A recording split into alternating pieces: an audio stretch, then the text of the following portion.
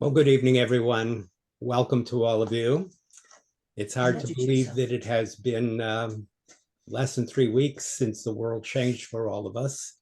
But this coming Shabbat, this coming Saturday, will mark 3 weeks since the events of October 7th.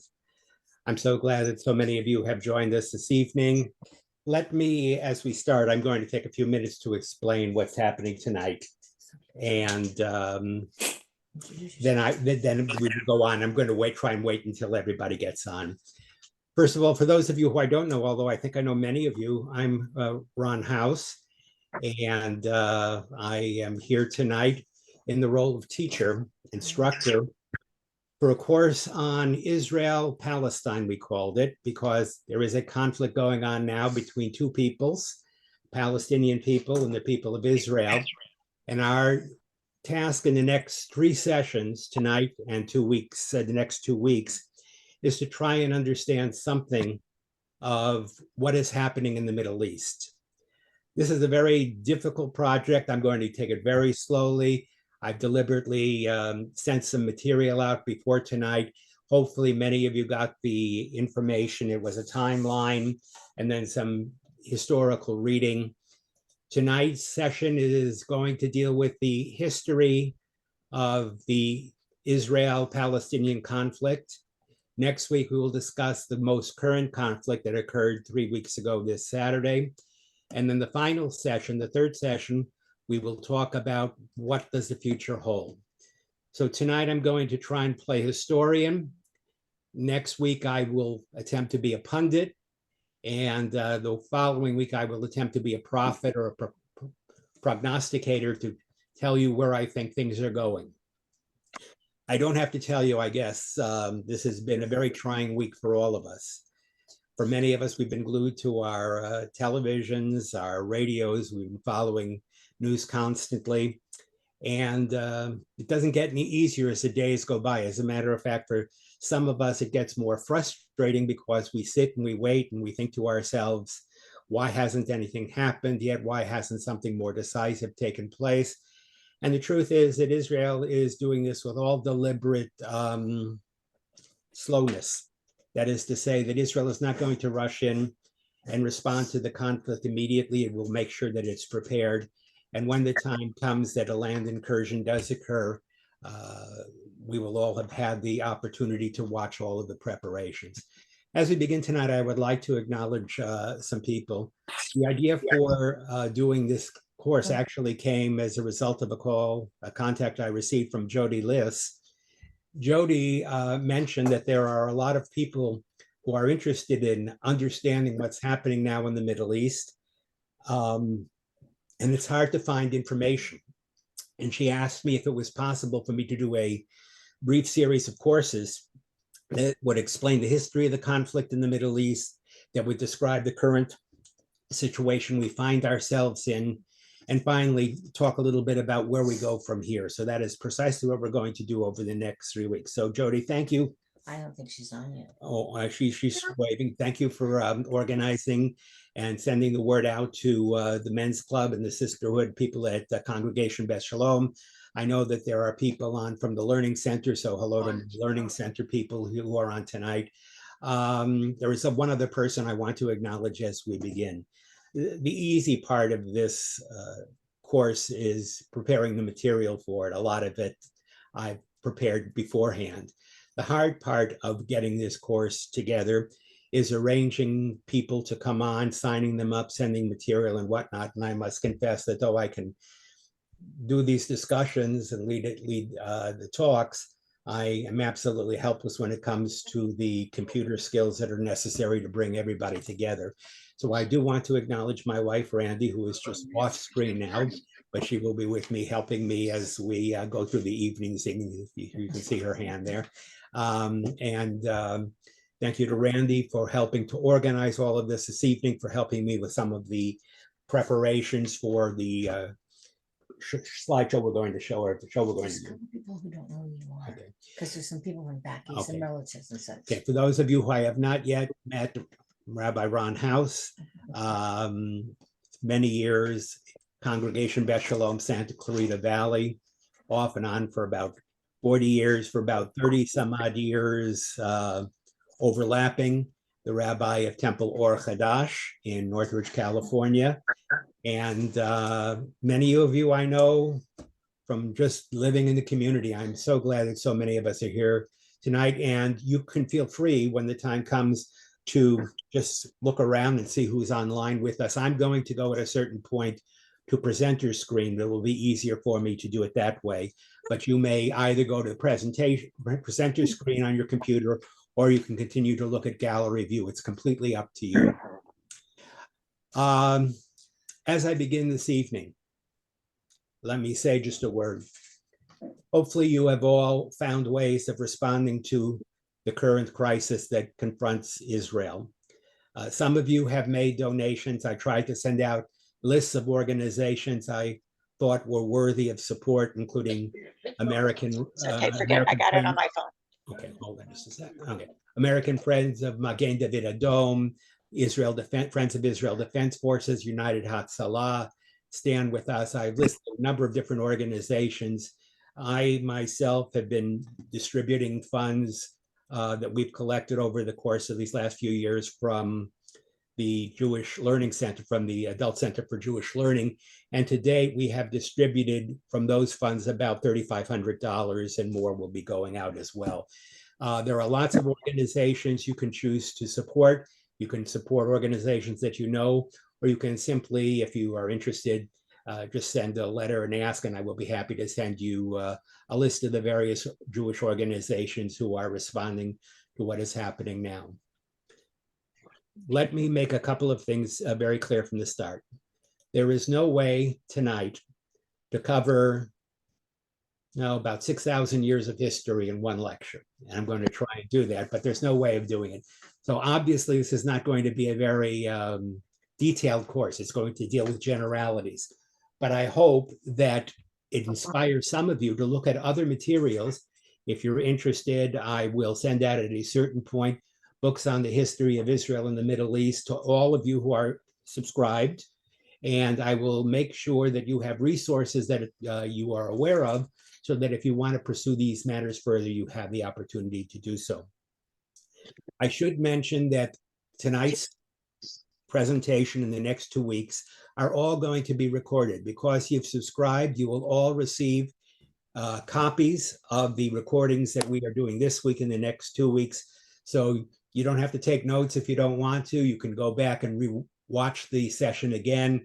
And any questions you have, I certainly am willing to entertain those throughout the next 3 weeks. Questions. If you have questions, put them in the thing. To mention this evening's program, here's the way we're going to do this. I'm going to start with about a 50-minute presentation right after I finish these introductory words. Tonight's topic will be the history of the Israel-Palestine relationship, the history of Israel in short. This is going to be a history of the Jewish people in the land of Israel. If I were going to do a history of the Jewish people in general, I would have to take you all over the world, because there are Jews who live literally all over the world, and a history of the Jewish people for the last 3,800 years would be a very difficult course to do, even if I had a semester or two to conduct it. But I'm limiting myself this evening to talking about Israel, the history of Israel, and the history of the Jewish connection with Israel over the course of time. I am going to be making references. Some of you may have questions. I'm going to urge you to do the following. As I'm discussing these topics, if you have questions, I'm going to urge you to either write them down yourself so you can ask them when we finish the presentation, or you can type them into the chat room. Those of you who know how to use the technology, you can write your questions into the chat room immediately following the presentation this evening. I will go first to the chat room and try and answer any questions that people have asked, and then I will open it up. Even though there are a lot of screens, I will open it up to everybody who would like to ask a question verbally on screen, and we'll cover as much as we can. I'm allowing about the first hour, next 55 minutes to the presentation, and then at least a half hour to discussion afterward. However, if you want to stay on longer, you are absolutely free to do so. So at this point, I think we are ready. I think the people who have indicated they are coming, and many of them are already here. So everybody sit back, enjoy yourself, relax, and I will take you on a little bit of a journey. It's hard to know how to begin this course because history is not the most interesting subject either to teach necessarily or to study. And so I'm not going to talk so much about history today. I'm going to talk about a story. I'm going to tell you a story that goes back about 6,000 years, and a story that occurred in one particular part of the world.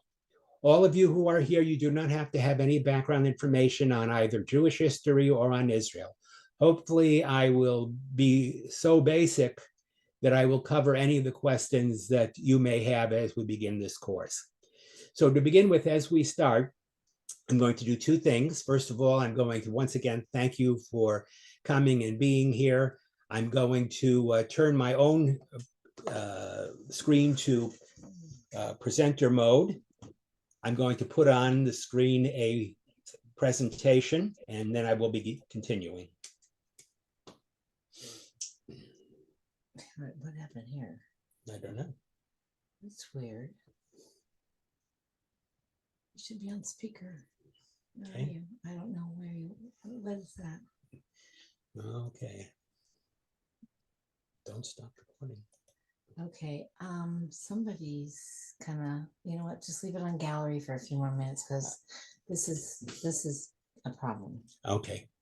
All right. Apparently, we're going to leave it on gallery. It's easier to do it that way, and hopefully, it won't be too confusing. It's this right here. That's the problem. Okay. Okay. If you are muted, fine. That's good. If you are not muted, take a chance to mute yourselves. That way, if you talk, you can talk at ease. You don't have to worry.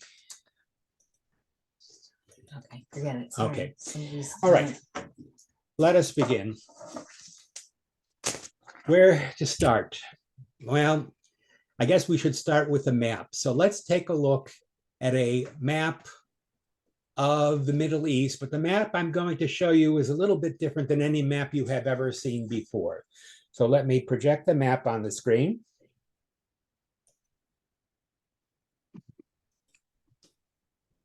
Mm-hmm. Mm-hmm. It's right there. That's not a map. Oh, sorry. Chose the wrong one. Yes, you did. Okay, there we go. Okay. Now, I don't know. I'm hoping that all of you can see it. I can only see some of you. So all of you should be able to see it. If you can't, just let me know somehow. You can write in and say that you can't see it. Can everybody see the map? Those of you I can see. It. Okay. I know they can. All right. The map that you see at the top is part of a schema. A schema is a way of organizing information or data. And this is the way in the Middle Ages, this is the way people saw the world. This is called a mappa mundi, which means a map of the world, mappa mundi.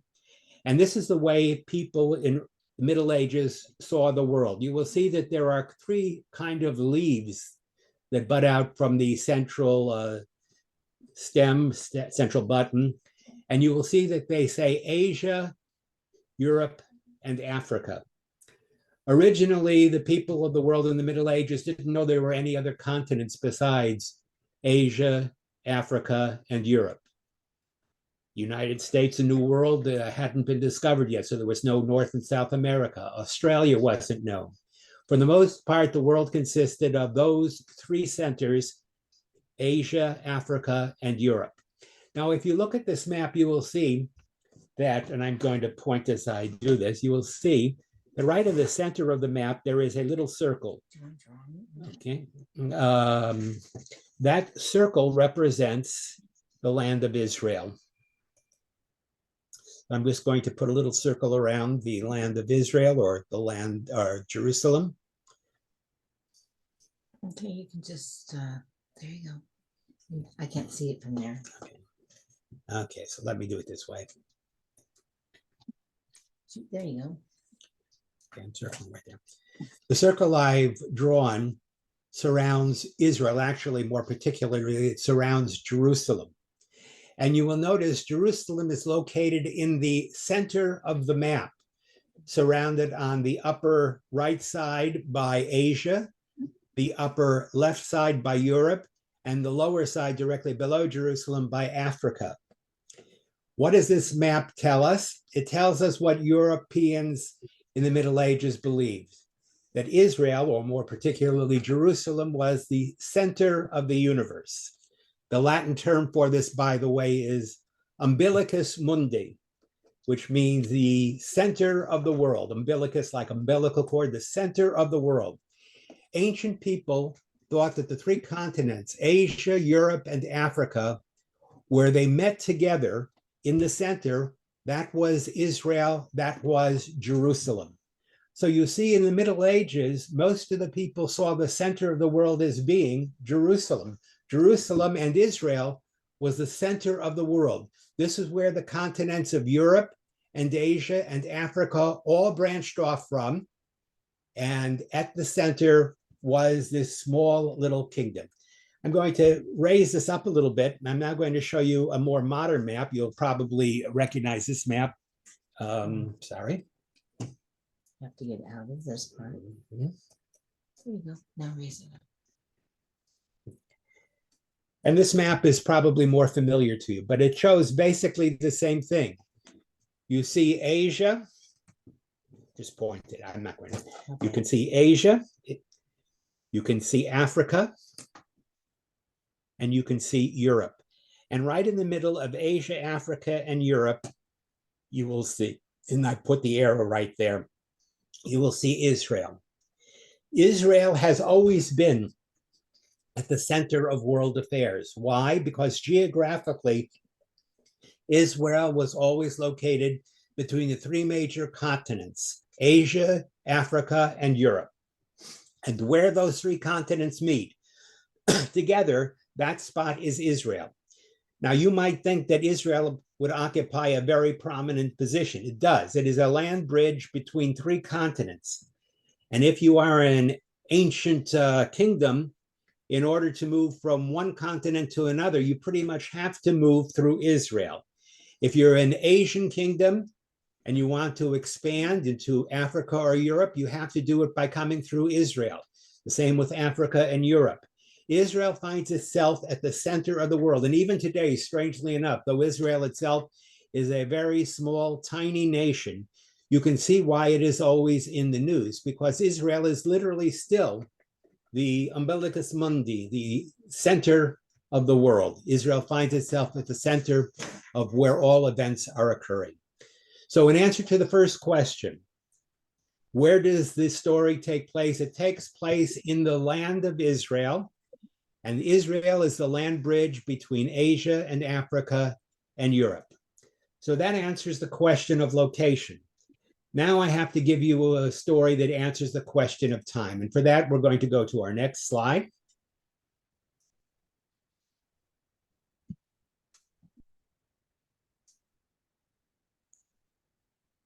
I know, I got it. It's right there. And this slide, as you will see, this is a slide that some of you have already seen. I sent this out. This is called a timeline of the land of Israel. And let me begin by making a couple of observations. First of all, it's hard to tell you when the story of history begins, because before there was history, there was what we call a prehistory. And prehistory is everything that occurs in the Middle East up until about 3,700 years ago. Starting 3,700 years ago, we pass from the prehistoric period into the historic period. And the reason that we do that is because we are able, one moment, please. The reason we are able to do that is because writing is developed about 3,700 years ago. 3,600 years ago, the earliest forms of writing appear. Hieroglyphics in Egypt, cuneiform in Mesopotamia.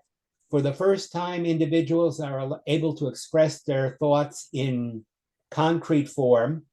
And this is the first time that initially lists and trade documents and treaties are written, and later history will be composed. So the real history of Israel begins about 3,700 years ago. And you'll see in the timeline, it begins with what we call ancient Israel. Now, I'm going to talk to you again directly without the screen, and I want to talk to you directly so that I can see you all.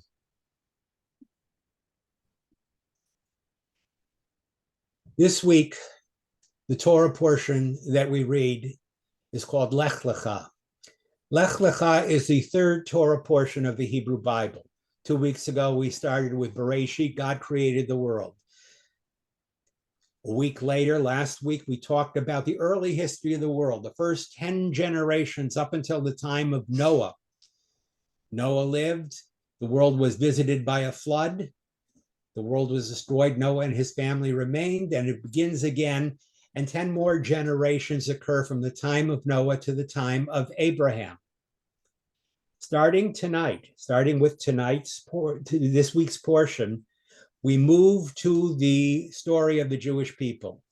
The Jewish people were not an original people. We did not begin history. We did not start at the very beginning. We came around a little later. For those of you who have a Hebrew dictionary, you know that the year is 5784. 5784 on the Hebrew calendar. That means that our chronicling of history begins 5,784 years ago. If you take the year 2023, and you subtract from that 5784, you will discover that the history of the world begins around 3700 BCE. Oh, no, she's still there. Sorry. Okay. We're playing with screens a little bit here. 3700 BCE is a critical period of time. It marks the time when we go from prehistory to history. It is a time we go from what was called the Paleolithic period, the Stone Age, to the Age of Metals. And in the development of civilization, metallurgical development was crucial. First, the Copper Age, then the Bronze Age, and then finally the Iron Age. So starting with the Stone Age and moving on, beginning around 3700, we have the first civilizations. If you want to know what those civilizations were, they were Egypt in the Nile Delta, and they were Mesopotamia in the area between the Tigris and Euphrates River. The earliest civilizations, thus, are about 3,600 years old. So the beginning of the Bronze Age, actually the end of the Copper Age and beginning of the Bronze Age, the period of the development of writing, and the beginning of history all begins about 3,700 years ago. Now, what has happened since? Well, the land of Israel, ever since that period, has gone through a number of peoples, a number of groups that have settled Israel, ruled over Israel, attempted to dominate Israel, and one after another, they have given way to groups that followed them. There are no less than 13 different groups we're going to talk about this evening. Who are the original inhabitants of the land of Israel? Who was there first? The answer is not the Israelites. They didn't come till about 2,200 years later. Certainly wasn't the Palestinians. They weren't around till after that.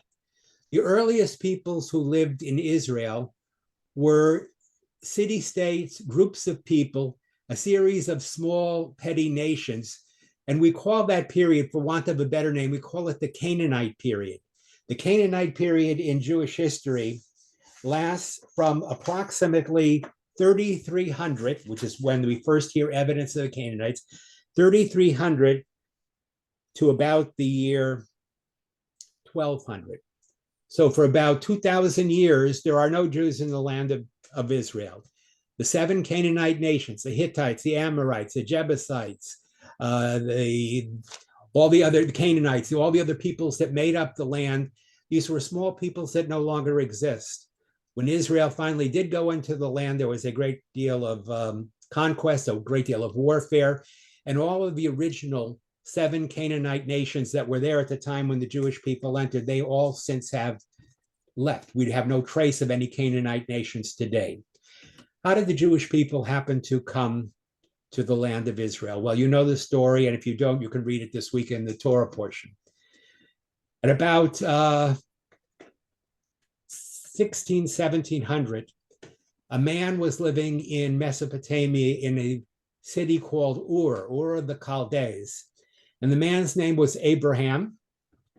And this man, Abraham, who was the son of idol worshippers, hears a vision, he receives a vision from God in which he is addressed and he is told to go to a land that God will show him. So Abraham leaves his native land, he leaves Mesopotamia, he travels north to Haran, which is in Syria, and then he proceeds on and he enters the land of Canaan, which will become the land of Israel. Abraham is the first of the Jewish patriarchs. He is the first of the fathers of the Jewish people. Abraham and Sarah come. They live in the land of Israel. They get there somewhere around 1700 BCE. They give way to the next generation of Jews who live there. That was the second generation that was represented by Abraham's and Sarah's son Isaac. So Isaac, the patriarch Isaac, lives in the land of Israel after his father Abraham. And then finally, after Isaac's time, the land is acquired by Isaac's son Jacob. So Abraham, Isaac, and Jacob, these are the original patriarchs of the Jewish people. The period begins approximately around 1600, 1700 BCE, and it extends to about the year 1500. So for about 200 years, Abraham and his children and his grandchildren are just inhabitants. They are just strangers in this land made up of many, many other nations. In the story, you will hear that after Abraham's time, after Isaac's time, after Jacob's time, the Jewish people go down into Egypt and they sojourn there. They go to live there in the time of Joseph, and they live there for a period of approximately 300 years, at first as free people, and then after a short while, they are enslaved by the Pharaoh of Egypt, and they become slaves in Egypt. Sometime around the year 1300, a shepherd by the name of Moses receives a call, and he is called by God as Abraham was called, but Moses is called to return to Egypt, the land that he had begun his life in, and to go to the Pharaoh, the king of Egypt, and to tell Pharaoh to release the Hebrew slaves and to allow them to go up to the land of Canaan, the land that God has promised to the Jewish people. So what is the Jewish people's connection with the land? Going back to the time of Abraham, God had said to Abraham, leave the place where you dwell, come to the land that I will show you. I will give you and your descendants that land as an everlasting inheritance. You shall come to it, you shall possess it, and it shall be yours throughout the time of our relationship together. So from the time of Abraham, about 1600, till about the time of Moses, the Jewish people live in the land and they leave the land and settle in Egypt for a while. And then finally, in the time of Moses, the people leave the land of Egypt. They wander in the Sinai wilderness, and 40 years later, they come to the land of Israel, or as it was called then, the land of Canaan. At that point, at 1200, 1250 BCE, we leave the period of the Canaanites and we enter the period that was called the Israelite period. So now we can go back to the chart, and now I can show you the chart. All right, let me, as we're doing that, let's see. What defined Abraham? What defined Abraham as the first Jew at that time? Actually, he wasn't called a Jew. Abraham was called Ivri. He was called a Hebrew. Why? Because he had come from beyond the Tigris, beyond the Euphrates River, and he was called a Hebrew because he had passed over from from Asia, and he had come to Israel. He was known as Abraham HaIvri. Why is Abraham considered the first Jew? Because Abraham enters into a covenant with God. God says to Abraham, if you will follow my way, you will live the life I prescribe for you, then I will give to you and your children and your grandchildren the land that I have promised to them. Abraham is thus the first Jew. Now, when the Jewish people arrive in the land of Israel, Okay, yeah, Okay. yeah, That's what you want. yeah, please.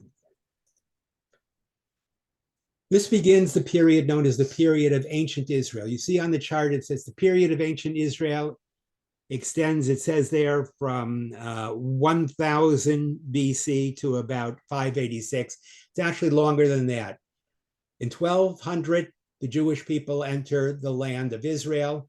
They live there for about 150 years, and their leaders are they live there as tribes. They are led by tribal leaders, and this remains the government of Israel until about the year 1000 or so BCE, 1000 years before the Common Era.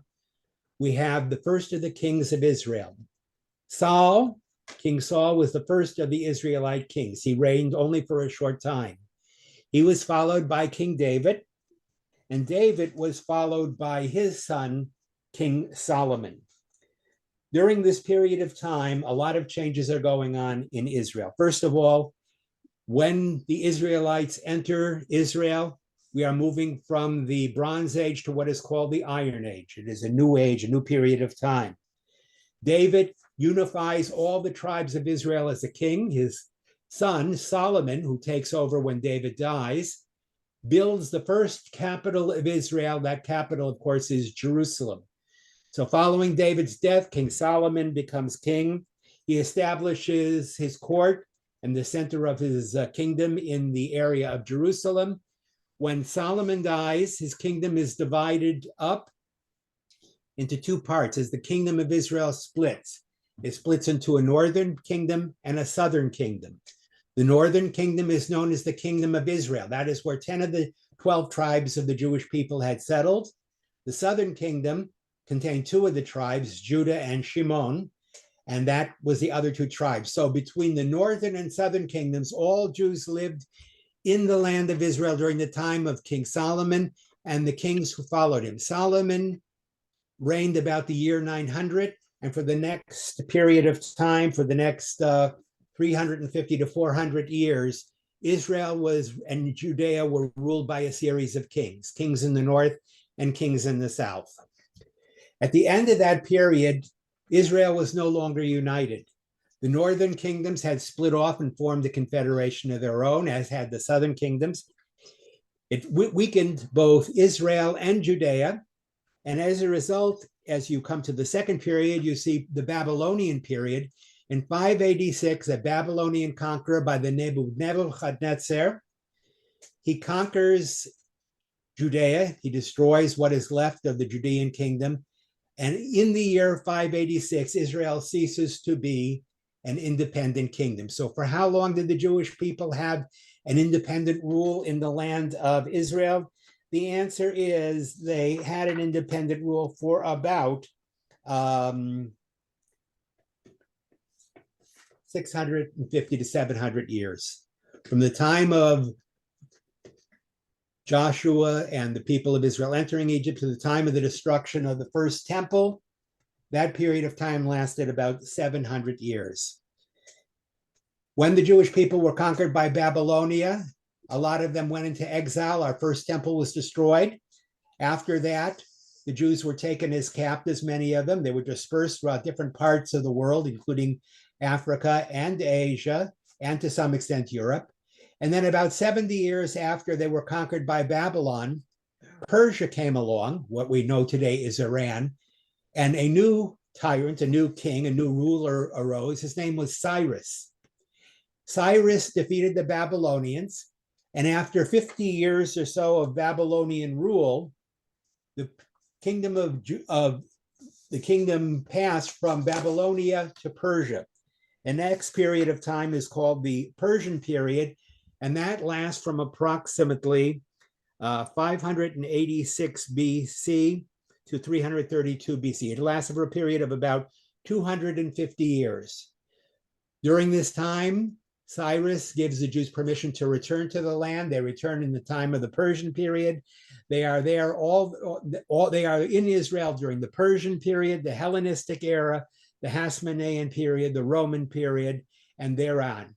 From the time that the Jews returned from the Babylonian captivity, they are continually in Israel. There has never been a generation that has been absent of Jews from the time of the return to from Persia in the year 532. What happens after that? So far, I've talked about the kingdoms who have controlled Israel. Asia, Egypt, Asia, Egypt. Asia is the kingdoms of the east, Egypt to the south. Europe enters a story with the Hellenistic era. You see in the Hellenistic era that now Israel is invaded and occupied and ruled by a European power, because in the year 332, Alexander the Great, who was from Greece, more accurately Macedonia, he came into the land. He conquered most of the then known Middle East, including Asia and parts of Africa. And Alexander and Greek culture, called Hellenistic culture, became predominant in Israel. That lasted for a period of about 150 years, from the time Alexander took power in 332 to the time that Hellenistic rulers were replaced. 150 years pass. How do the Hellenistic rulers, how are they driven out? Well, this goes to a story that you're familiar with. Approximately the year 176, after having been ruled for about 150 years by Hellenistic powers, the Jewish people revolt and they establish a new kingdom, which we call the Hasmonean kingdom. The Hashmoneans were descendants of the original family known as Maccabee. Okay. Okay, so we've gone from the Babylonian period to the Hellenistic period, and now we are on what is called the Hasmonean period, which starts approximately 167 BC and lasts for about 100 years. And during that time, for the first time, the Jewish people again are independent in the land. They have 100 years of independence. That lasts until the year 63, when a new power takes over the Middle East. And that power, which will rule for many, many years, that power is called Rome. Rome has domination of the Middle East for a period of 400 years, from the year 63 BCE till the year 324. Israel is dominated and controlled and run by Rome. At this time, Jews continue to live in Israel. Jews continue to practice their religion in Israel, but the dominant power was the power of Rome. About the year 324, 325, the Roman Empire splits into two parts, the Western Roman Empire, and then the next empire which arises, which is called the Eastern Roman Empire, and which is also known as the Byzantine Empire, the Byzantine Empire. So Byzantium, the Byzantine era, is the time when authority passes from Western world to the Eastern. It returns back to Constantinople. And it is the era in which Christianity becomes a religion that is established in Israel. During the Byzantine period, Christianity, which had been a religion found in other parts of the kingdom, finally becomes the established religion during the Byzantine period. The Byzantines continue to rule for 300 years, and then they are followed by what is called the Arab Caliphate. Okay. The Arab Caliphate were the first Muslims in the time of Muhammad, beginning in the year 638 and continuing for the next 450 years. Israel was under the rule, under the power, under the sovereignty of a series of Muslim empires known as the Umayyads and the Abbasids. So for 450 years, from the fall of the Byzantine Empire in 638 to the year 1099, Israel is controlled by the Eastern Roman Empire or the Byzantine Empire. This is the time when Christianity becomes firmly established in the Middle East. What happens to the Arab Caliphate? In the year 1099, Europe enters the scene again. In 1099, the Crusaders enter the area of the Middle East. brought into the Middle East because of the Muslim conquest of the land of Israel. The Crusaders are warriors who are empowered to go to free to liberate the Holy Land and to restore it to Christianity. There had been no Christian rulers in Israel since 638. Now, about 400 years later, the Crusaders came to restore the Christian empire in Israel. The Christians were in Israel for approximately 200 years. The Crusades lasted from 1099 till the year 1291. At the end of 200 years of Christian rule, the Christians are driven out and they are replaced by another Muslim dynasty called the Mamluk dynasty. The Mamluk dynasty was based in Egypt. They drove the Crusaders out and they ruled for the next 225 years. At the end of the Mamluk period, 1517, the Mamluks were replaced by the Ottoman Empire. The Ottomans ruled from 1517 to 1917 for 400 years.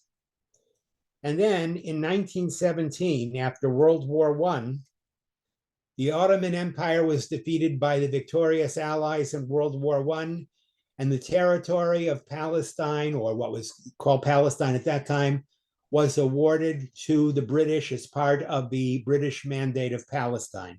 The British ruled for 30 years, from 1917 till about 1948. And when the British left in 1948, once more the land of Israel returned to the Jewish people. So you see here, there are periods of Jewish settlement. The first period is ancient Israel, from 1200 to about 586, a period of about 700 years. The next Jewish period is the Hasmonean period, when they were ruled by the Hasmonean leaders for 100 years. And then Jews do not become sovereign again in Israel till 1948, which marks the last 75 years of Jewish life. Now, let's get some terminology clear. I have been referring to this land as the land of Israel. Can I stop sharing? Hmm? Can I stop We sharing? can stop sharing now. Okay. So you have a lot of questions. Okay, strictly speaking, the land, then we'll start taking some questions. Strictly speaking, the land was not always called the land of Israel. The first time it's referred to in history, the first time we have historical references, it is known as the Canaanite lands, or the land of Canaan. The Canaanites ruled there for a period of 200 or 300 years before the Israelites came. Then when the Israelites came, it was called the Kingdom of Israel. Israel included Judea, the northern kingdom, and the southern kingdom, and that continued on until they were destroyed by the Babylonians. The Babylonians were replaced by the Persians. The Persians were replaced by the Hellenists, by Alexander the Great, who was replaced by the Romans, who was replaced by the Byzantines, who was replaced by the Muslims, who was replaced by the Crusaders, who was replaced by the Mamluks, who was replaced by the Ottomans, who was replaced by the British, and finally the British were replaced by the Jewish people again. We come back to the land after 1900 years. Now, the interesting thing is that all during that time, what was the land called? Was the land called Israel? No, it was not called Israel. The land was referred to from the time of the Roman destruction of Jerusalem, about 2,000 years ago, till the rebirth of the modern state of Israel. The land was referred to as Palestine. Now, I have to explain to you why that is. So let me just do a quick explanation, and then I will take your first series of questions. When the Romans destroyed the Jewish people, there was a great Jewish revolt against Rome. It began in the year 66 CE. It was led by Jewish rebels, and that revolt lasted for 4 years, from 66 CE to the year 70 CE. The Romans were in a tremendous battle with the inhabitants of Judea. It was one of the most serious wars that Rome had fought at that time. And it took Rome 4 years to destroy Jerusalem, to capture Jerusalem. And then it took another year to a year and a half, the Romans to put down the last of the resistance, to destroy the last citadel of Jewish power in the land of Israel, which was the fortress of Masada. So from 66 to the year 71, the Romans destroyed Jerusalem. When I say destroyed Jerusalem, they tore down the walls. They exiled large numbers of people. Hundreds of thousands of people were exiled or killed during that period of time. The walls of Jerusalem were torn down. The land was sown. And after that period, it was repopulated by Roman troops. A generation later, the Jews attempted to stage a comeback. That second revolt was also destroyed by the Romans. And at that time, the Roman emperor named Hadrian, as a punishment for the second revolt of the Jewish people, did not call the land Judea anymore. It was no longer called Judea. It was no longer called Israel. The Romans looked for a new name of the land, and they found a name from an ancient enemy of the Jewish people. One of the ancient peoples that Israel encountered when they first came into a land, there was a people called the Philistines, or in Hebrew, Palestine. The Palestine and Israel and the Philistines fought back and forth for a period of some time. The Philistines were one of the strongest and most determined enemies of the kingdom of Israel during its early period of history. When the Romans destroyed the Jewish state, they renamed it. No longer was it to be called the Kingdom of Judea, which is what it had been known as, Judah or Judea. It now became Palestina. Palestina was the Roman word for Philistines. So the land that originally had been called Eretz Israel, the land of Israel, later called Eretz Yehudah, the land of Judah or Judea, when the Romans put down the last of the Jewish revolts and forbade the Jews anymore from entering the city of Jerusalem or entering the area of Jerusalem, they renamed the land Palestine. From that point on, the people of that region were referred to as Palestinians. Not Palestinians as you know them yet. It was still another 6 centuries until the Muslims would conquer the Middle East. But people who lived in the Middle East became known as Palestinians because they lived in the land of Palestina or Philistia, which is the name the Romans gave the community. For all those years, Jews settled. I can tell you honestly, there has never been a period of time from the time the Jews settled in the land the first time, in the biblical period, there has never been a time when there have not been Jews living in the land of Israel. So the truth is that Jews have been living in the land of Israel for the past 3,300 years. But often they were not rulers of the land. Often they were subject to other peoples. For many of those years, Jews longed for Israel. Where did the Jews go? They went all over the world. Some went to Europe. Many went to the Middle East. Some went to North Africa. Jewish communities were found all over the world. Literally, there was not a place in the world where there wasn't a Jewish community. You could go from one end of the world to the other, and you would find Jews living there. And that continued with the settlement of the New World when Columbus in 1492 made his maiden voyage to the New World. He took with him among his crew certain conversos, Jews who had converted to Christianity but secretly practiced their Judaism. They came to the New World at the time of Columbus. They returned back, and they remained a part of the New World ever since. So there have been Jews throughout the world. Jews have lived throughout the world, and only the smallest number of Jews lived in Israel. Israel always had a Jewish community, but it was very, very small. What were the major Jewish centers apart from that? In the east, Babylonia, the area of Iraq and Persia. In the west, the areas of Western Europe and Northern Europe, and in the area of Southern Europe. And eventually Jews passed on into North Africa. They came to the New World and settled there as well. So the Jewish people have been throughout the world after all these years, but always with one hope, that someday they believed they would go back to their ancestral homeland. And wherever they were, Jews always prayed in their synagogues and in their homes. They always prayed facing east. Or if they lived in Arab countries, they would pray facing west or north, or sometimes even south, they would pray toward Jerusalem. They would always orient themselves toward Jerusalem. During all those years, the Jews aspired to go back. And after a period of time, beginning in the 1200s, Jews began to return. Each century, small Jewish communities began to return to Israel, but it was always a minority. It was always a small portion of the land. The land was largely not occupied by Jews from the time of the Roman conquest till modern times. That changed in the modern period of time when Jews at the end of the 19th century and the beginning of the 20th century began to migrate in large numbers to the land of Israel.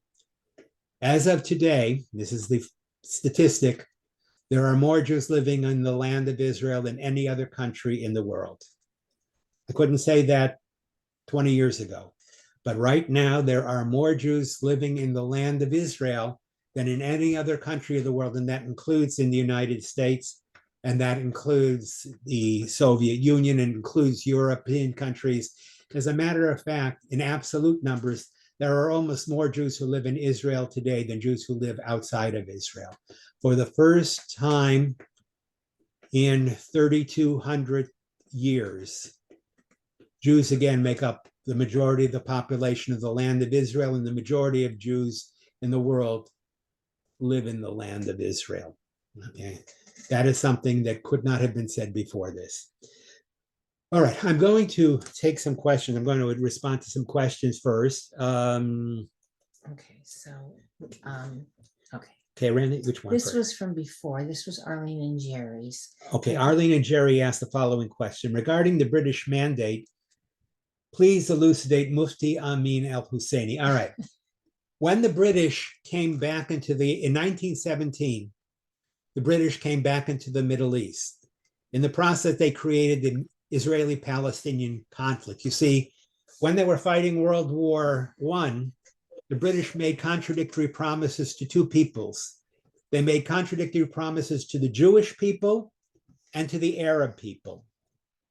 To the Jewish people, Britain promised a homeland in Palestine, and they promised it in a document we'll discuss next week called the Balfour Declaration. In 1917, in an effort to secure Jewish support, in order to secure support of the United States and the Soviet Union at the time, Russia at the time, the British made a promise that it would favor the establishment of a Jewish state in Israel. So the first promise made to the Jewish people for a Jewish state was made in 1917 in what is called the Balfour Declaration. At the same time, Jerry, that they were making that promise to the Jewish people, they were also making a promise to the Arab people. Okay, they were making a promise to King Abdullah, not Faisal, I think it was Abdullah. In other words, the British were making a couple of promises. They promised the Jews the land of Israel. At the same time, they were promising the Arabs, once the Turks were defeated, they promised the Arabs independent kingdoms in the Middle East.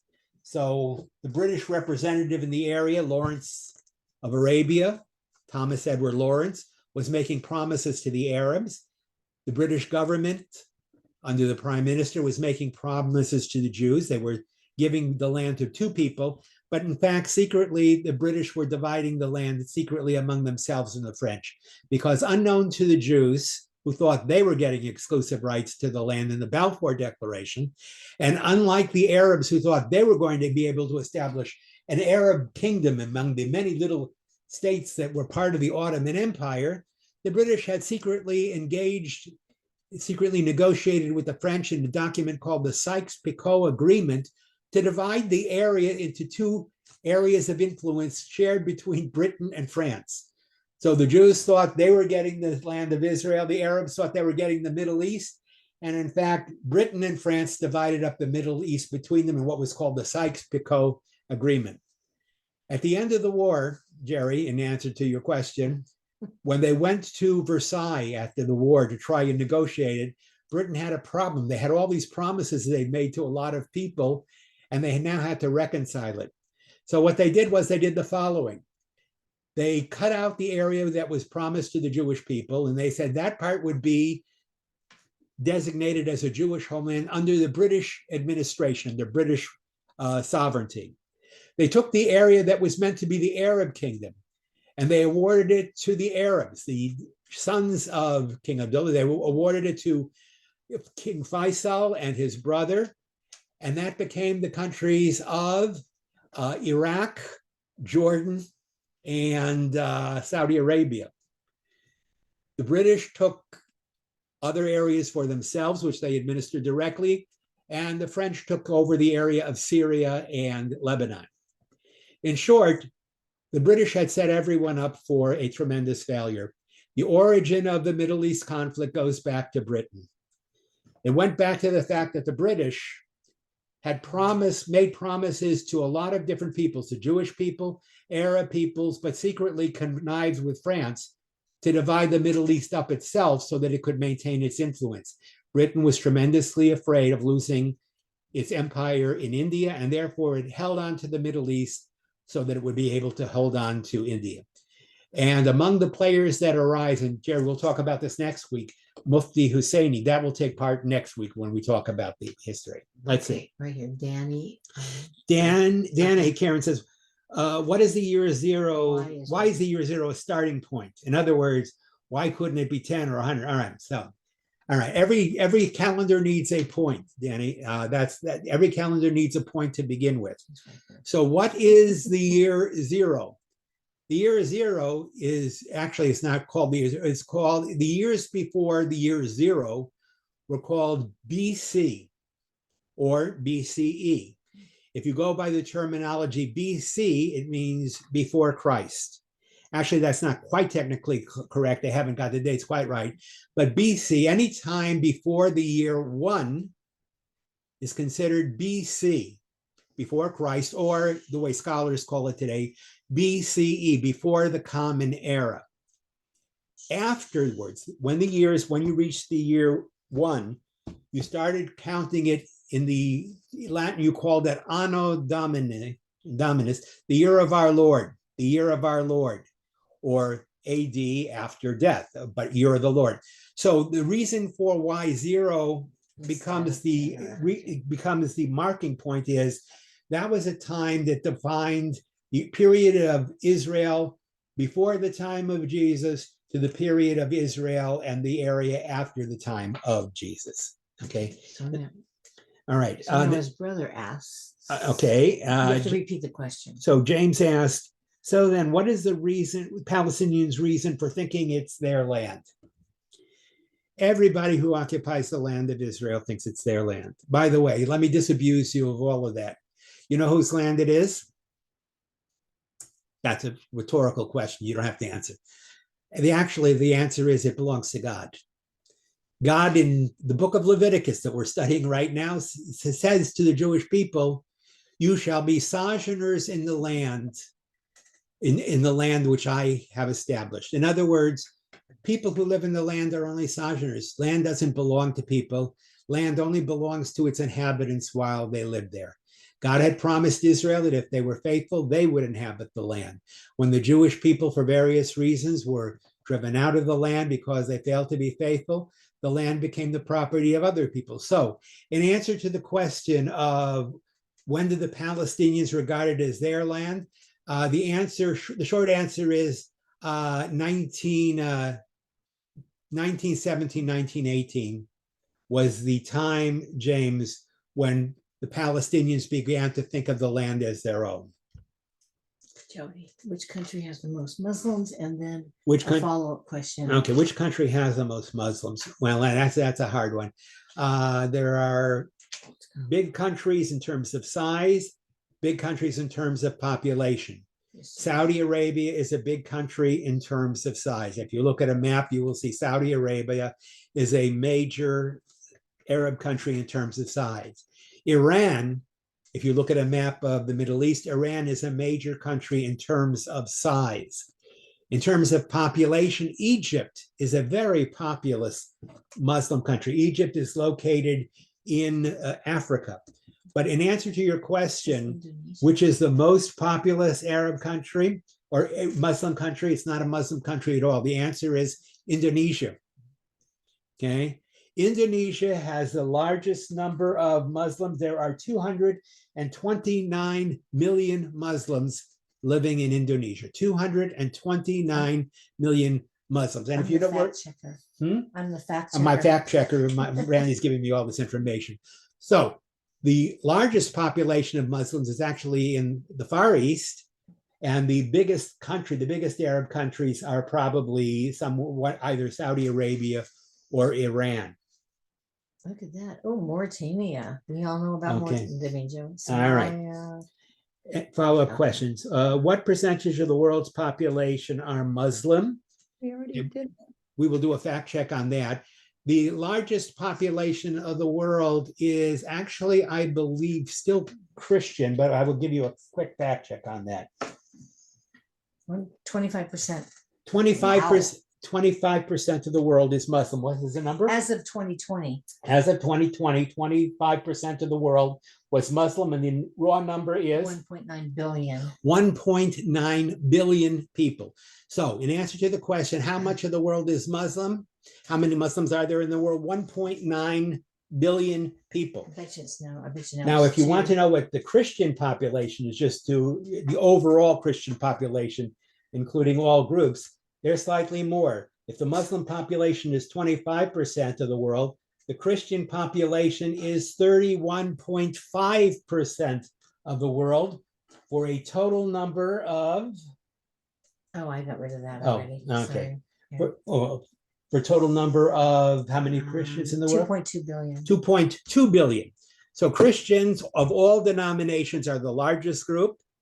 Then come Muslims. I don't know what the numbers are for Hindus or. Hindu is 1.1. Hindus are 1.1 million. Wait, I lost it. Unaffiliated is 1.2. 1.2 are unaffiliated Hindus. 1.1. 1.1. Buddhists are 0.5. Buddhists 0.5. Folk religions. Folk religions are 0.4. 0.4 million. That's 400,000. Other religions are 0.1. Other religions are 0.1. Jews are 0.01. Jews, my fact checker says, are 0.01. All right. So if you want to know about numbers, who has the right, if it's decided by who has the most numbers, Jews would not be the natural recipients of the sovereignty of the land. There are, I think, about 14 million, 15 million Jews. Oh, that was 215. Sorry. Yeah. Okay. There are about 14, 15 million Jews in the world today, total. 14, 15 million. Less than it was at the time of the Holocaust, which was probably 18 million. So in terms of numbers, there are more Christians in the world than there are Muslims. There are more Muslims in the world than there are the various Eastern religions. And everybody is bigger than the Jewish population. The Jewish population is very small. Okay, James has another question. Okay. If Sarah didn't kick out. Oh, all right. So biblical question. If Sarah didn't kick out Abraham's slave, Hagar, would Islam have been founded? Yeah. Abraham's wife was Sarah. Those of you who've studied the Bible know that Sarah had a handmaid. Her name was Hagar. But Hagar was Egyptian. If you know anything about the history, Hagar was Egyptian. And it had nothing to do with Islam. Hagar lives roughly about 2,300 years before Islam comes on the scene. Islam doesn't come till 630 something CE. Hagar lived about 1700, more than 1700 BCE. Let me see. What defined Abraham as the first Jew? We talked about that. All right. People said they couldn't see the timeline, but I'm not sure. All right. All right. I'm going to do the following now. I have finished my general presentation. I'm going to make 1 or 2 comments, and any questions you have, please feel free. It is 8 o'clock. That was the agreed upon time, 55 minutes for the presentation, and now you can ask questions. By what right does Israel claim, do the Jewish people claim Israel as their own? Well, if you take all the timelines that we've had The people who have lived in Israel the longest with sovereignty have been, in fact, the Jewish people. The longest period of time. I've gone through it, and we've talked about the different periods of time, the different peoples. Let me just review it with you. The Israelites lived there for 700 years. The Babylonians lived there for 70 years. The Persians lived there for 250 years. The Hellenistic, the European kingdoms ruled for 150 years. Then the Jews ruled again for 100 years. The Romans ruled for 400 years. The Byzantines ruled 300 years. The Arab Caliphate 450 years. The Crusaders 200 years. The Mamelukes 225. The Ottoman Empire 4. British Mandate 30. If who owns the land is established by who lived in the land the longest under continual sovereignty. The Jewish people have that right. They lived there for 700 years in biblical times, then 100 years in the Hasmonean period, and now 75 years. Okay, Ira and Carol, they want to know, is the West Bank also considered Palestine? And then there's a little more to it. Okay. I don't think you can read it. Also on Google search. Yes. Palestine, they read that Palestine was always located at south of Canaan, where it is presently located. So Israel should never be considered Palestine. All right. Okay, go ahead. And then there's another question. All right. So the question is, going back to the question of Palestine, where was Palestine located? Israel became Palestine in the Roman period. The Romans merely took the land that had been called Judea or Israel, and they renamed it Palestine. And ever since that period, if you look at all maps, it will refer to the land as Palestina or the Palestinian, because that was the way the Romans designated it and maintained that designation. But strictly speaking, the Palestinians did not live in the entire land of Israel, even though they had wars with the Jewish people. You will find it very interesting. The Palestinians lived in 5 cities in an area of Israel called Gaza. The 5 Palestinian cities were located in what we call today Gaza. So when the Romans gave a new name to the land, they picked not only the strongest and most detestable of Israel's ancient enemies, they picked a name for the land that represented the enemy that was in the future to give Israel the worst time. Palestine came from the word Philistia, and they lived in the area of Gaza. So is the West Bank considered Palestine? All right, what is considered Palestine? Okay, what is considered Palestine? And we'll talk about this next week. When the British conquered the Ottoman Empire, remember from 1517 to 1917, Palestine was all part of the Ottoman Empire. The Turks ruled the entire area. At that period of time, there was no Palestine, there was no Syria, there was no Iraq, there was no Jordan, there was no Saudi Arabia. It was all considered the Ottoman Empire. The Ottomans, the Turks, ruled the entire area. None of the independent states that you know today, Jordan, Israel, Lebanon, Syria, Egypt, Saudi Arabia, Iraq, none of those states existed. It was all part of what was called the Ottoman Empire. When the British defeated the Ottoman Empire in 1517, they took the Ottoman Empire and they chopped it up. They gave it away in pieces. Some the British took for themselves. Some they gave to France. The areas of Syria and the areas of Lebanon, they gave to France. Some they gave to Italy and to Russia. They gave the areas around Constantinople and what was Turkey. Some they gave to Greece. In short, the British took the land that was called the Middle East or the Ottoman Empire, and they divided it up. The land that the Jews were given as a homeland, what was included in the land of Palestine? It includes the following.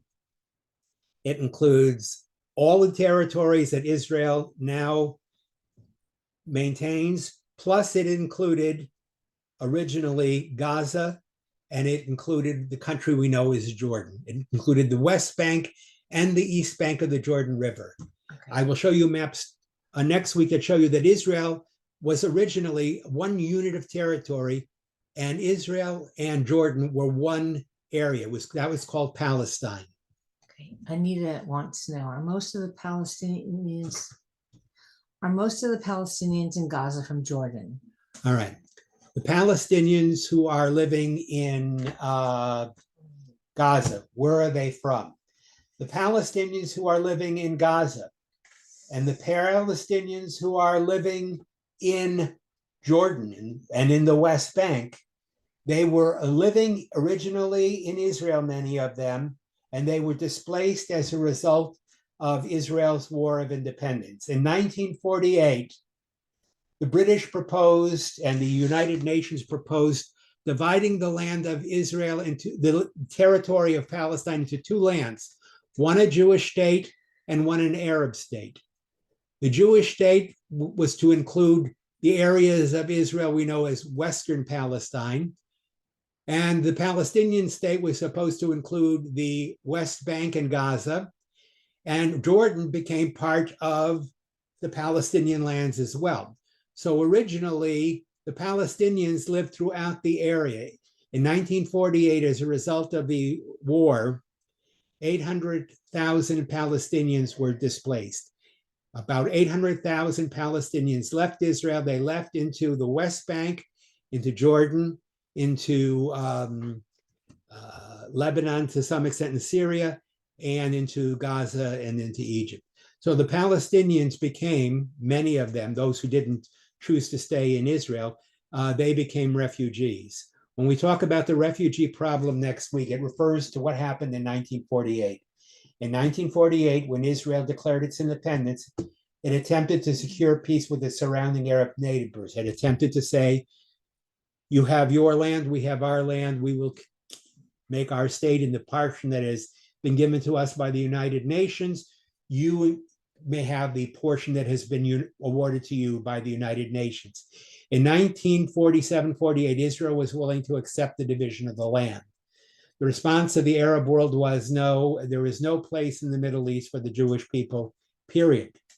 Not in the western part of what was Palestine, not in any part. The Arab world said Jews cannot have sovereignty in any part of Palestine. And even before Israel declared its independence in 1948, revolts broke out, which led to the first Arab-Israeli war. As a result of that war, which lasted of a period a little over a year, 800,000 Palestinians left the land. You're going to ask me, well, what happened with all those territories? What happened with all that land? What happened with all that property?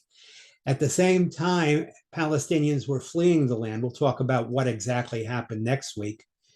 Jews were being driven at the exact same moment because Israel was such a hot issue in the Arab world that as Arabs were leaving Palestine, an equal number, 750,000 Jews, were forced out of the homes they had in the Arab world, in Iraq, in Syria, in Jordan. So you had what was called a transfer of population.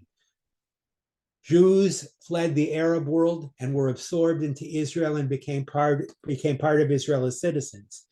The Arabs who fled Israel were not accepted by the surrounding Arab nations.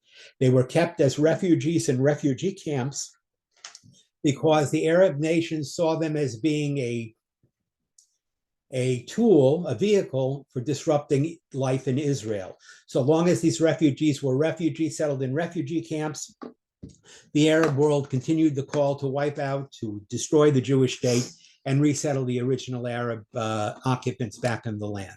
So in answer to the question, where did the majority of people in the Gaza Strip come from? Probably a good number of them came from what land that is today part of Israel. No, the question was, are most of them from Jordan? Oh, are most Palestinians in Gaza from Jordan? No. The Palestinians who fled east went to Jordan. The Palestinians who fled southwest went to Gaza. So two separate populations.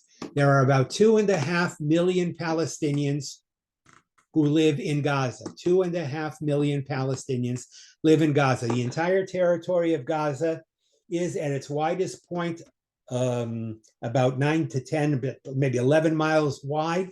And the entire length of the Gaza Strip is 25 miles long. From Israel in the north to Egypt at the Rafah crossing in the south, from the north of Gaza to the south of Gaza, Gaza only occupies 25 miles from north to south. That's it, 25 miles. From east to west, at its widest point, maybe as much as 10, 11 miles, which makes Gaza in size about the size of Washington, D.C. In terms of area, if you know how the boundaries of Washington, D.C., Washington, D.C. is about the same size as the entire territory of Gaza. But there are many Palestinians who live on the West Bank. These are Palestinians who also fled during the Israel War of Independence, and they were settled as refugees in the West Bank under the authority, under the sovereignty of Jordan. Okay, Eileen Hamas said, I thought Herzl told the Jews in Europe Israel was not occupied. Is that a lie? Herzl, yes. It was, yes. Israel is often described as a land with no people for a people with no land, which means that the Jewish people, who were a people who had no home on earth, no place they could call their own, they were able to go to Palestine, which was a land with no people. That is not quite correct, Eileen. The truth of the matter is there was a population in Palestine, not a very big one. When the Jews settled there in Palestine, Eileen, there was probably about, well, I'll give you exact figures next week, but about 3 million Palestinians, about 2 to 3 million Palestinians living in the area. But they were not living in an independent state. This is true, Eileen. There was no Palestinian state. There has never been a Palestinian state. 400 years before the British took it, it was part of the Ottoman Empire. Before that, Palestine or Israel always belonged to one kingdom or another. The only people who made it their own independent land and established their own sovereignty over the land, there were only two peoples that did that. The Jewish people, and interestingly enough, the Crusader kingdom for 200 years, they also had an independent kingdom there. But Palestinians per se lived in the land, they farmed the land, they settled in the land. So when Herzl said that the Jews were a people without a land going to a land without a people, that isn't quite true. There were people in the land. Initially, when Jews began to settle in Palestine, they attempted to settle in cooperation with their Arab neighbors. But as more and more Jews migrated from Europe and other places in the Middle East, began to migrate to Israel, the Arabs became concerned because they had gone slowly over time from being a majority in the land of Israel. They saw themselves quickly losing their majority status. By the time Israel became a state, the Arabs had already reached parity. It was about half and half Jewish, half Arab. So then Diane says, I'm skipping a couple and I'll get back to yes, go ahead. Just on the same thing. Diane Gilden says, hi, Diane, it's nice to see you. The Jews bought land from absentee landowners. Yeah. What happened was, this goes back to Herzl, when Theodor Herzl, who we will talk about next week, a Jew in Europe, he was an Austrian, when he realized that the problem of anti-Semitism was not solved in Europe. Herzl was a very liberal man, and he believed that anti-Semitism was finally defeated with the French Revolution and with modernizing trends. And Herzl lived during the time that Germany was being reunified, and he saw Italy being reunified. He had hoped that the problem of anti-Semitism had been solved. But unfortunately, Herzl lived to see anti-Semitism, Diane, arise in Russia in the pogroms beginning in 1881. He saw it arise after Germany was unified and Austria-Hungary. He saw it arise in the 1880s and 1890s. He saw anti-Semitism emerge in Europe again.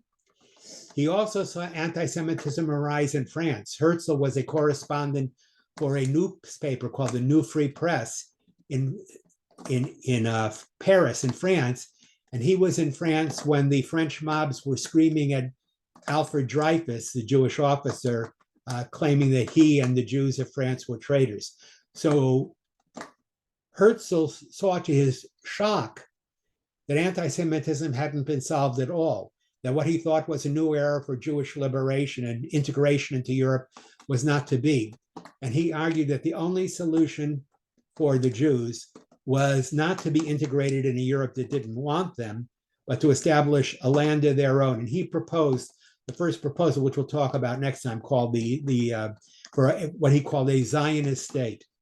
And what Herzl said was, let the Jewish people gather together, let them pool their resources, let them deal with the major powers of the world at that time, and let us strive to buy as much land as we possibly can from the Ottoman Turks and establish settlements in Israel. So over the period from the 1880s till actually all the way up until 1917, from that period of time, Jews, especially rich Jews like the Rothschilds and Baron de Hirsch and others, attempted to purchase. They did purchase land.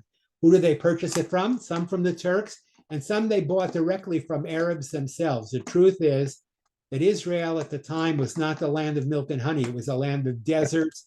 It was a land of marshes. It was not a suitable land at all.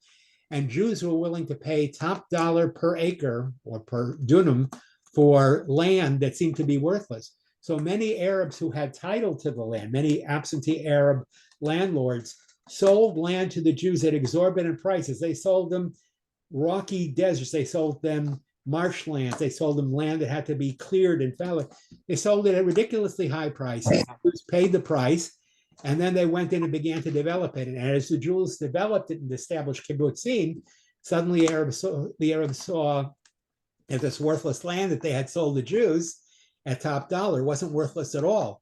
And as Jews began to establish cities like Tel Aviv and whatnot, and as the persecution in Europe after World War I, continuing through the interwar years and World War II became so great, Arabs watched as more and more Jews in the thousands, tens of thousands, began to come to Israel every year. And the Arabs suddenly realized that Israel was going to become a Jewish bastion, that they were going to lose their majority status. And it was then, the person who asked me, I think it was Jerry, about Haj Amin Husseini, it was then that they decided that they had to stop Jewish immigration. They had to stop any further sales of land to Jews in Palestine. Okay, so then Ira and Carol say that it seems as though the West Bank is quieter. Who rules it? Is there voting of any kind? Yes, there are two different authorities that rule these lands. The Palestinian Authority rules what is called the West Bank. So in answer to the question, Carol, Ira, the West Bank, which originally became part of Jordan, was annexed to Jordan, that area today is ruled by what is called the PA, the Palestinian Authority. Some of you remember that Yitzhak Rabin in, I believe it was 1995, signed an agreement. I believe at the time Rabin made the agreement. I forget who the president of the United States was at the time. Oh, was it Jimmy Carter? Yeah, you're right. In 1995, he made an agreement with Yasser Arafat. Oh, right. And that agreement became the basis. Israel recognized the right of the Palestinians to rule in the area of the West Bank and certain towns in return for the Palestinians' guarantee that Jews would be recognized as the sovereigns in the rest of Israel. That agreement, that Oslo agreement, never came into being. It was quickly crippled. The Palestinian Authority was given Jericho. It was given 5 of the major Arab cities in the West Bank, and they have continued to rule in the West Bank today. Oh, I was wrong. It was Clinton. Sorry. It was Clinton. All right, sorry, it was Clinton's time. So that makes it makes it 1995, 93. Thank you. In answer to the question of, let me see if I go back a little bit. No, wait. So, okay. So that, sorry. Why does that happen? Okay. So, here was that. Seems as though the West Bank's quiet. Yes. Is there voting? All right. All right. So the Palestinians rule in the West Bank. In the year, and Jay always serves as my correction here. So Jay, if I get this wrong. He's on the next screen. Oh, you're on the Jay next Hoders, screen. pay attention. I believe it was in 2005, wasn't it? 2006. Do I have that right? All right. In 2005, 2006, the Palestinian Authority ruled in Gaza and the West Bank. The rulers of Gaza and the West Bank were the Palestinian Authority under the chairmanship of Yasser Arafat. In 2005, Ariel Sharon, a prime minister of Israel, decided it was pointless for Israel to try and govern the Gaza Strip.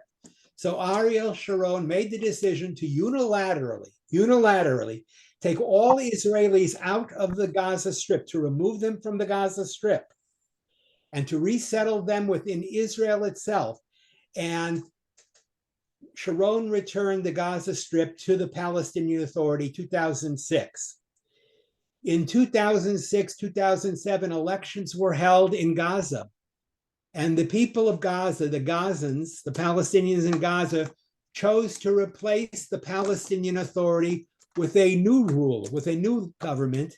And that government was the government of Hamas. So if you want to know, when did Hamas enter the scene? When did Hamas become the power in the Gaza Strip? The answer is about 2006. So for about 17 years or so, Gaza has been ruled by Hamas. But before that time, it was ruled by the Palestinians. Today, the Palestinians still rule the West Bank, and Gaza still, as of today, rules the Hamas still rules the Gaza Strip. Okay, James wants to know, did the Jewish people consider other locations besides Palestine to become their Jewish state? She says, I heard, does he mean Arizona, like AZ? Arizona was one of those considerations? No, I heard Arizona was one of them. No, not Arizona, but yeah. When the British, when Zionism began, Theodore Herzl went to Britain, and he secured a lot of support among the British, who were philo-Semitic. The British wanted to accommodate Israel. They wanted to accommodate the Jewish people. At the time, Palestine was not considered for settlements. Palestine was still part of the Turkish Empire. So what was promised, or what was suggested, was if the Jews wanted it, Britain would settle Jews in a part of Africa, in a country which later came to be known as Uganda. Okay, so Uganda was a territory that the British at one point thought to offer the Jews, because the Jews couldn't be given Palestine at that time. It wasn't realistic. The British suggested that as a temporary solution, perhaps the Jews would consider settling in Africa, in Uganda, which would put them close to Palestine, and perhaps afterward they would make the move from Uganda closer to Palestine. It was even thought to the Sinai Peninsula.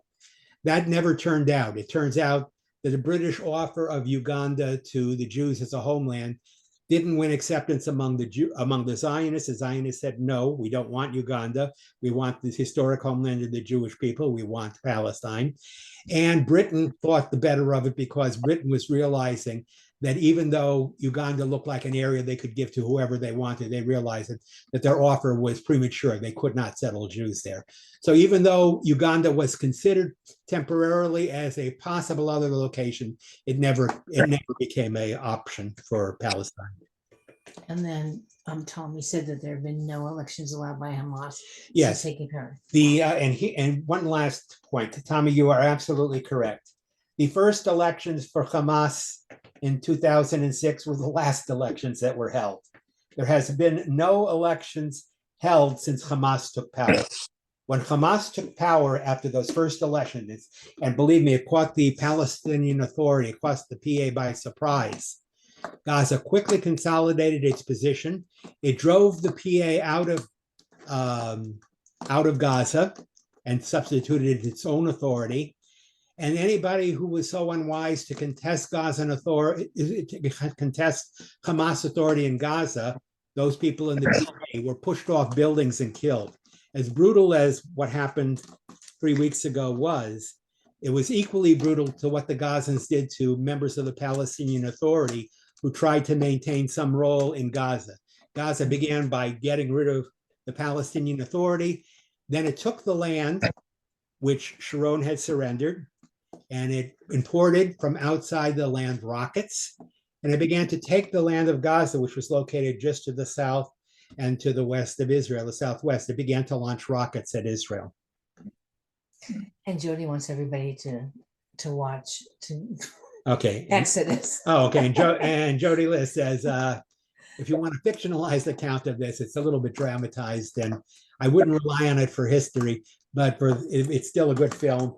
For those of you who happen to have seen or have heard about Leon Uris's film Exodus, Exodus is a somewhat romanticized account told from a decidedly Israeli point of view of the founding of the modern state of Israel. And while it is fairly accurate, I wouldn't base your history on watching the movie Exodus or even reading the book Exodus, because it's slightly biased. All right, I'm going to now. I can't do it. So what we're going to do is you can unmute yourself. If you have a question, we're going to switch back and forth on screens. do the bus. Huh? Oh, you have that? Okay. I'm going to go back. You can unmute. Okay. Esther, I see Esther waving at me. So Esther, you have the first question. Go ahead and you can unmute yourself.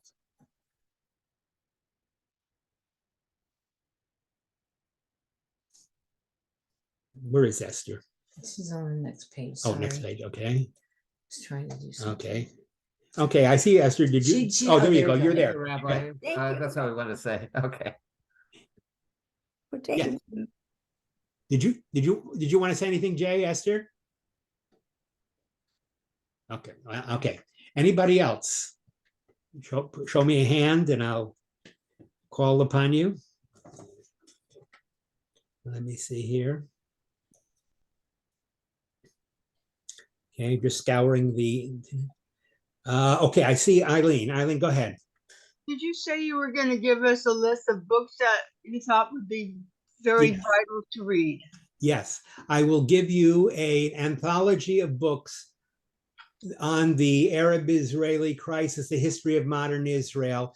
I can give you books on the history of Israel. I'll give you several general histories, 3 or 4 of what I consider the best all-around histories of the state of Israel. And then I will give you books that I consider to be excellent books.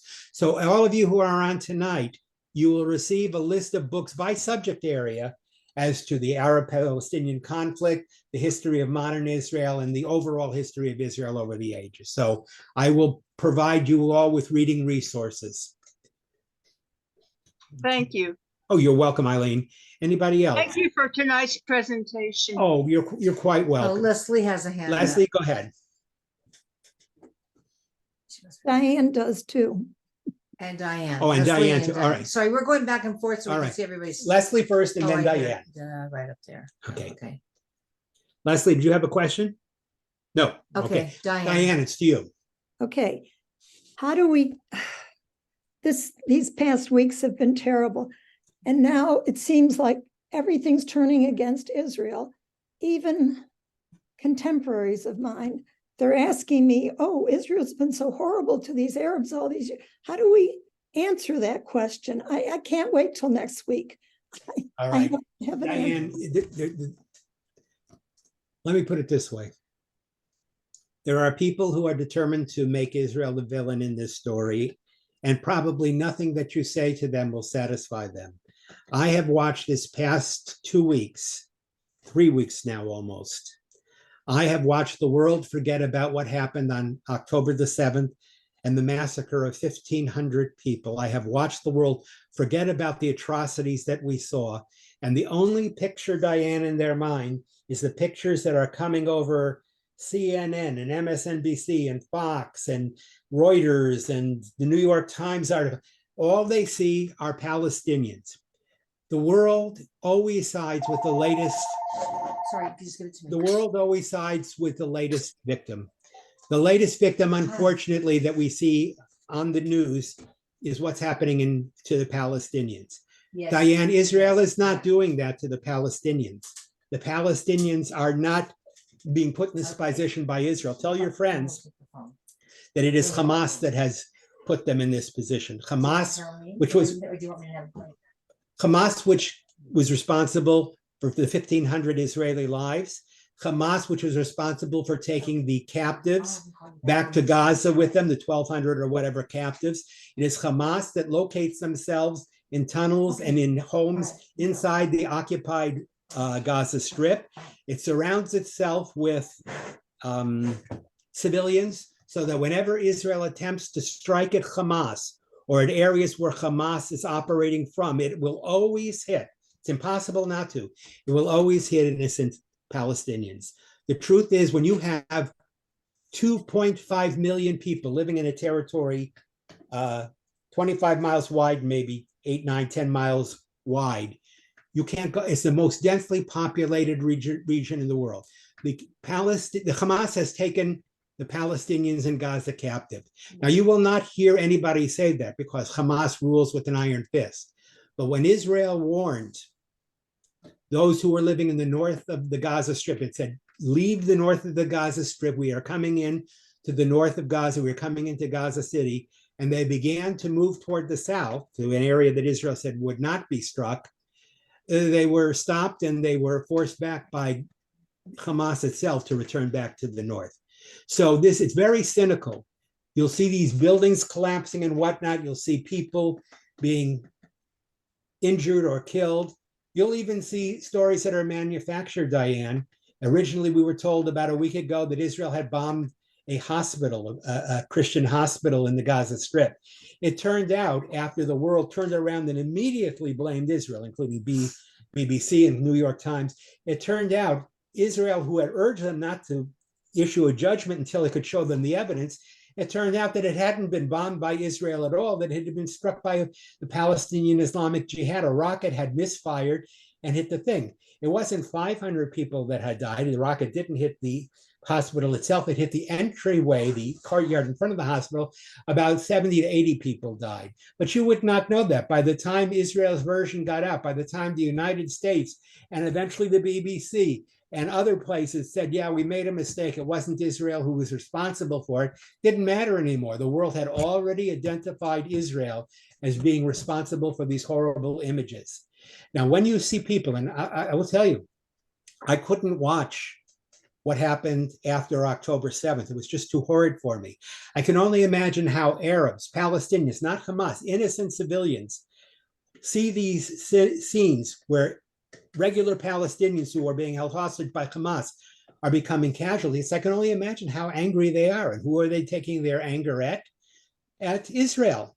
And then, of course, there are people in this country who, for a variety of reasons, not because they're Palestinian, but they identify Israel as the colonial power, as the occupying power. If you want to find the most unfriendly territory in the United States today, my son is on one of those unfriendly sites, college campuses. The worst place to be a Jew today, worse than any big city, worse than any other spot, the worst place to be a Jew today, except maybe for Detroit, Michigan, is any college campus, okay? And they are fighting the fight for us. The Jewish life on the college campus, the Hillels and the Jewish organizations are trying to give Jews a sense of security and a sense of acceptance and a sense of protection, of safety in the midst of what is a campaign against them. So in answer to your question, Diane, here's what I will caution all of you. This war is not going to end tomorrow. Israel is about to now do what it's intended to do from the beginning. Israel's goal was always the same, hasn't it changed? From the time of August 7th, Israel's goal is to eradicate Hamas. Okay, I can't say it any more simply than that. Israel intends to eradicate Hamas. There will be no more Hamas at the end of this operation. I know you can't kill everybody. You can't get all of the operatives. There will be people who will escape. Most of the leaders will arrange their own escape. But Israel intends to dismantle the power of Hamas in the Gaza Strip. What it will do afterward is probably offer it to the Palestinian Authority. Israel does not want to stay in the Gaza Strip. It learned the lesson of America in Iraq and Afghanistan. Israel has no desire to rule 2.5 million 2 point whatever million Palestinians. Israel's intention is to defeat Hamas, get rid of it, and then bring either the United Nations or the PA or whatever group of Arab countries to bring them in. No one wants to help the poor Palestinians. When Israel said, you can go wherever you want, Egypt refused to allow them to cross the Egyptian border because Egypt did not want a Palestinian refugee problem. King Hussein of Jordan did not want to let them in Jordan because he didn't want the Palestinian problem. So everybody is talking about the poor Palestinians, but the truth is when Syrians were refugees, there were plenty of countries that took Syrians in. When other people in the Arab world were refugees, there were loads of countries, including Turkey, including Jordan, including Syria, including other countries that took Syrian refugees in. But when it comes to the Palestinians, no one wants to take them in. And the reason, Diane, is this. They are afraid if the Palestinians leave Gaza or the West Bank, they will never go back. They will never come back. In other words, they're fearful that if there's another Palestinian refugee crisis, that will be the end of Palestinian settlement in the area that was once called Israel. So no one wants to help them. They can't get out. They're stuck in a terrible position. South of Egypt, they can't get supplies in, or Israel has allowed humanitarian supplies in. Israel has said, however, you can bring food in, you can bring water in, you can bring medications in, you can bring other kinds of supplies in. No gas. No gasoline is allowed in because Hamas will use that. And Israel retains the cut of electricity to Gaza. You cannot bring electricity into Gaza as well. So when you see these terrible images, and when people say, why is Israel doing it to these poor Gazans? You have to tell them this is unfortunately the result of something that happened almost 3 weeks ago. Hamas knew Israel was going to respond in the way that it did. You don't see 1,500 of your citizens, which by the way is equivalent in American lives lost to like about 30 to 40,000 people. The equivalent of many times the World Trade Center bombing. Hamas knew that once they did that, once they had caught Israel unaware and it surprised it, that Israel's only chance for deterrence was to go in and to finally finish Hamas. Until Israel finishes it, we all have to hold fast. We have to be patient. Okay, I know that's difficult, but we have got to give Israel the time that it needs. I don't think it's going to take as long as people think it is.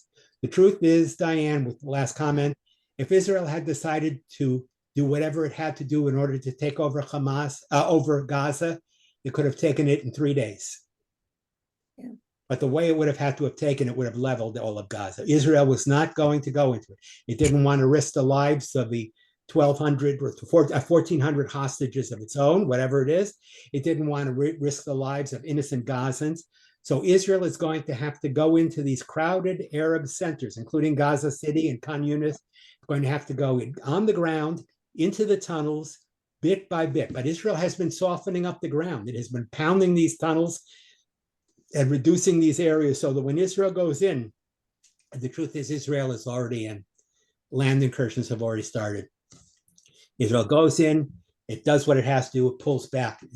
But I think before the end of the week, Diane, you'll see the land incursion. That's my guess. Anybody else? So Well, there's, Yes. aren't, okay, tell you number. Aren't the- Are they starting that? Aren't they starving the hostages by starving Hamas? No. Believe it or not, they're not starving. The only people that are not starving in Gaza now are Hamas and the hostages. Hamas isn't starving because Hamas has laid up in these tunnels tons and tons of supplies. So while ordinary people in Gaza have no drinking water and have no medication and have no fuel and have no food per se, I will tell you that there is plenty of food among the Hamas leadership in Gaza. And they are making sure to carefully feed and take care of the hostages. Why? Because they love Israeli hostages so much? No. The hostages are their last bargaining chip. When Israel goes in, which it will do shortly, and Hamas realizes that the doors closed and they're being surrounded, they will attempt to play the hostages as their last card to try and convince Israel to do something so that to free the hostages. But Hamas will only do that at the very end. They will only do that when there is no way out and they see their own doom in front of them. Why aren't they allowing food in? Why aren't they allowing food in? Good question. Before the Gaza border crossings were closed, 100 trucks a day came into Gaza. Israel itself brought food from Israel into Gaza. Trucks were coming from several crossing points in Israel into Gaza. Israel allowed food to enter Gaza. More than that, before this attack, thousands of people in Gaza were going to work in Israel each day. They were earning money in Israel and taking it back for themselves and their families. Gazans were still being employed in Israel, and they were working in Israel and bringing money back to the Gaza Strip. The reason Israel has resorted to these rather drastic measures is because Israel finds itself now on a war footing with Hamas. And their fear is that if aid is allowed in any of these trucks, Israel has closed its own crossings, border crossings. There are no more Israel border crossings. They're all closed. But Israel is afraid if these big trucks carrying humanitarian assistance come in, they will be commandeered and taken by the people who run Gaza, which is Hamas. So if the trucks come in and if they are given the right to travel safely, you can bet yourself that the ordinary citizens will see very, very little of it. The majority will be commandeered by Hamas in order to enable them to continue on. How serious is the threat? How serious is the threat from Hezbollah from the north? It's serious. I don't want to tell you it's not. Some people are surprised that Hezbollah hasn't gone on already. I'm one of them. I thought it was going to be a two-front war. The only reason I think Hezbollah has not gone in right now is watching what's happening to Gaza, number one, and seeing how terribly Israel is destroying Hamas. And number two, Lebanon is a basket case. If you've been following Lebanon over the last period of a year or two, Lebanon's economy is a shambles. Hezbollah would love to go and attack Israel, but if they do that, the Lebanese, the non-Hezbollah, the non-Shiites in Lebanon will turn on Hezbollah. So for a variety of reasons having to do with their own security, Hezbollah has wisely chosen not to fire. And believe me, Hezbollah has far more rockets than Gaza has. If you think there's a lot of rockets that are coming to Israel from the Gaza Strip, Hezbollah can dwarf it. Hezbollah has thousands of rockets, larger and more sophisticated. But the reason I think Hezbollah has not come in, not only because they know that Israel would then come in and pound Lebanon, the United States has two carriers stationed right there. If Hezbollah goes in, they've already been informed actually by the United States to warn not to go in, because if they go in, the United States will do what it has to also knock out Hezbollah positions. But Hezbollah is under a great deal of pressure because the party that is responsible for all of this, the head of the snake, Iran is really one that's governing. It's Iran. Don't kid yourself. Iran is behind everything. Iran was a country that gave the go-ahead for this whole thing. When Iran saw Israel and Saudi Arabia getting close to negotiating an agreement, which would have resulted in a peace treaty between Israel and Saudi Arabia, and it would have included Abu Dhabi and the other Gulf states, and would have even included things for the Palestinians in the West Bank. When Iran saw that, and it was afraid that its great enemy, because Israel is an enemy, but this bigger enemy is Saudi Arabia, Iran unleashed Hamas, and Hamas went in to blow up the whole deal. And that's what Hamas has done. As of now, the Israeli-Saudi peace talks are on hold. They're not taking place anymore. But, and I say this without any information, so you can completely disregard what I say.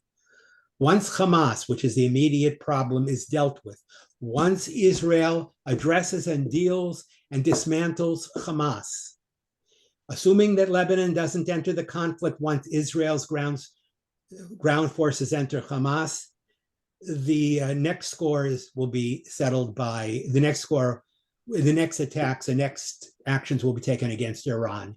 Iran is right there. And there are a lot of people, even in the United States, who are suggesting that Iran should bear the burden for what's happening now. There have been more than a couple of angry congressmen, including Lindsey Graham, who have suggested that the oil fields in Iran should be legitimate targets for strike. Iran lives on oil. You destroy the oil fields in Iran, you knock the oil fields out in Iran, Iran has no power whatsoever. Iran can only continue to exist if it has oil fields. Of course, we'll all be paying $20 a gallon for gas at that point, probably, and it's unlikely that we would do it. But the truth is that Iran has the money that it has because it sells a lot of its oil and makes a lot of its money from China. So Iran, the Soviet Union, and other powers are helping to China, the Soviet Union are helping to bankroll Iran. Iran's fingerprints are all over this, and Israel will deal with Iran after Hamas. But right now, the focus, Israel says, one focus only. We are committed to dismantling, destroying, getting rid of Hamas. At the end of this episode, look for this, because I think Israel will do it. Hamas will be gone. I don't know who will replace Hamas. Israel doesn't intend to stay there. But at the end of this war, Hamas as an organization will be like ISIS. There may be little groups here and there, but just like you don't hear about ISIS anymore, you won't hear about Hamas anymore. Israel intends to go in and wipe them out. That's what's going to happen. And quite frankly, until Israel does that, not only Israel, but the Palestinians won't know any peace. So long as Hamas is allowed to hold everybody hostage, this will go on. Maybe 2-3 years from now, they'll build up again to get more missiles, and they'll go back to it and start it again. I'm gonna stop recording. If you want. Okay, we're going to stop recording at this point.